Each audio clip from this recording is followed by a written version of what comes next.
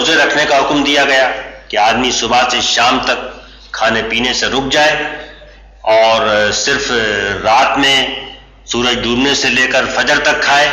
اس کے فوراً بعد قرآن مجید نے کہا ہے وَلَا تَأْكُلُوا أَمْوَالَكُمْ بَيْنَكُمْ بِالْبَاطِلِ، یعنی روزہ جو کہ حلال چیزوں سے بھی روک دیتا ہے دن کے اوقات میں، وہ تو اسی بات کا ذریعہ ہے کہ اس سے تقویٰ پیدا ہو، اور تقویٰ پیدا ہو تو پھر وَلَا تَأْكُلُوا أَمْوَالَكُمْ بَيْنَكُمْ بِالْبَاطِلِ، غلط طریقوں سے مال ایک دوسرے کا مت کھاؤ. جو آدمی جھوٹی قسم کھا کر کسی دوسرے کا کوئی چیز بھی ہتھیا لیتا ہے تو فرمایا کہ اس کے اوپر اللہ تعالیٰ نے جنت حرام کر دی اور جہنم واجب کر دی.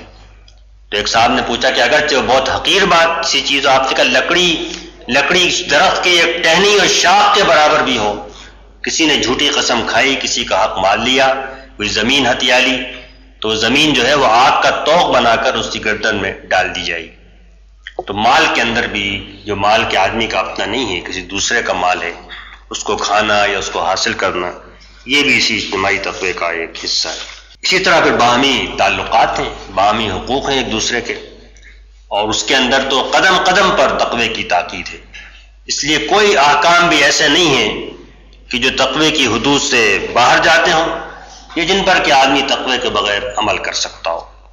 صرف آپ سورہ البقرہ اٹھا کر اگر اس کی تلاوت کر لیں، جس میں کہ معاشرتی زندگی کے احکام ہیں، خاندانی زندگی کے احکام ہیں، تو آپ کو ہر حکم کے بعد یہ آیت ملے گی واتقوا اللہ، اللہ سے ڈرو. کہیں یہ ہے تم کو اس کی طرف لوٹ کے جانا ہے، کہیں یہ ہے کہ اس کا عذاب بڑا سخت ہے، کہیں یہ ہے کہ وہ سن رہا ہے، وہ دیکھ رہا ہے، کہیں پر یہ ہے کہ تمہارے ساتھ ہے. لیکن واتقوا اللہ، اس لیے کہ یہی تو تقوی کی اصل جانچ اور پرکھ ہے کہ آدمی معاملات کے اندر، خاندان کے اندر جو زیر دست ہیں، بیوی زیر دست ہوتی ہے، بچے زیر دست ہوتے ہیں، ملازم زیر دست ہوتے ہیں، غلام زیر دست ہوتے ہیں، ان کے بارے میں بھی انصاف کی روش کے اوپر قائم رہے اور حقوق میں اس کی پابندی کرے.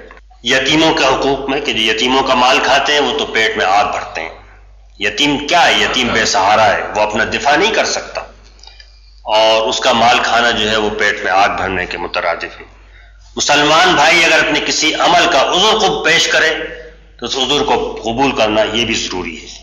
دل میں کینہ رکھنا، صلح صفائی نہ کرنا، اس کے بارے میں حدیث میں آیا کہ ہر پیر و جمعرات کو لوگوں کے اعمال اللہ کے سامنے پیش ہوتے ہیں اور جو گناہ ہوتے ہیں معاف کر دیے جاتے ہیں. لیکن یہ کہ جس نے شرک کیا ہو یا جس کے دل میں کسی مسلمان کے لیے کینہ اور دشمنی ہو، ان کے تعلقات خراب ہوں، تو اللہ تعالیٰ کہتا ہے ان کا معاملہ مؤخر کر دو، ان کے بارے میں باقی اعمال کے بارے میں بھی فیصلہ نہیں کیا جائے گا. اس لیے کہ مسلمان بھائی کا جب بھی وہ عذر پیش کرے اس کو قبول کرنا ضروری ہے.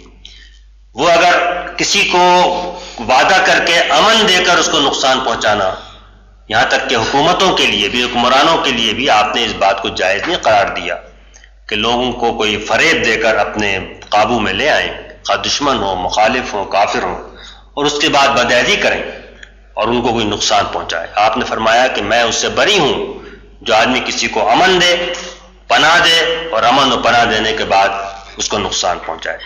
اور پھر اسی میں حدیث میں یہ الفاظ میں اگرچہ وہ کافر ہو، نہیں، کافر کے ساتھ بھی یہ سلوک جو ہے وہ جائز نہیں ہے کہ اس کے ساتھ جھوٹا وعدہ کر کے کوئی فریب دے کر اس کو اپنے قابو میں کر لیا جائے اور اس کے بعد پھر اس کو تکلیف پہنچائی جائے. تو ان میں باہمی تعلقات میں تو دراصل تقوی کے دو بنیادی اصول ہیں. ایک اصول ہے عدل اور دوسرا اصول ہے پاس عہد. ان کو اگر آدمی اختیار کرے تو اجتماعی تقوی جو باہمی تعلقات کا ہے اس کا سارا دائرہ اس کے اندر سمٹ کے آ جاتا ہے. عدل کے لیے حکم دیا اعدلوا هو اقرب للتقوی، تقوی کا راستہ جو ہے، تقوی سے قریب کرنے والی چیز جو ہے وہ تو انصاف ہے.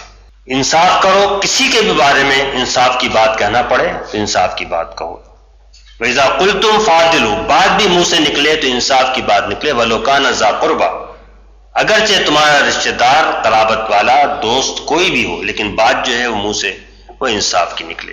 اور اس کے بعد فرمائے گا وَلَا يَجْرِمَنَّكُمْ شَنَآنُ قَوْمٍ عَلَىٰ أَلَّا تَعْدِلُوا، کسی کی دشمنی بھی تمہیں اس بات کے اوپر اس راہ پر نہ لے جائے کہ تم خود انصاف کی راہ سے ہٹ جاؤ. اور کفار قریش کا ذکر تھا جنہوں نے کہ مسلمانوں پر مظالم ڈھائے، گھروں سے نکالا، جنگ کے لیے امنڈ کرائے، حج اور عمرے کا راستہ بند کر دیا، وطن واپس نہیں جا سکتے تھے. اس سب کے باوجود کہا ہے کہ دیکھو یہ کام تمہیں اس پر مجبور نہ کر دیں کہ تم بھی انہی کی طرح کا برتاؤ ان کے ساتھ کرنے لگو۔ مکے سے 13 سال مظالم برداشت کر کے مدینے آئے، جنگ کی اجازت ملی کہ قاتلو، تم لڑ سکتے ہو، ولا تعتدو، لیکن زیادتی مت کرنا، ان اللہ لا یحب المعتدین، اس لیے کہ اللہ تعالیٰ زیادتی کرنے والوں کو پسند نہیں کرتا۔ تو یہ دراصل عدل کا حکم تھا اور ہر معاملے میں تھا۔ مسلمان تو پوری امت بنائی اس لیے گئی ہے کہ وہ عدل کے اوپر گواہ بن کر کھڑی ہو۔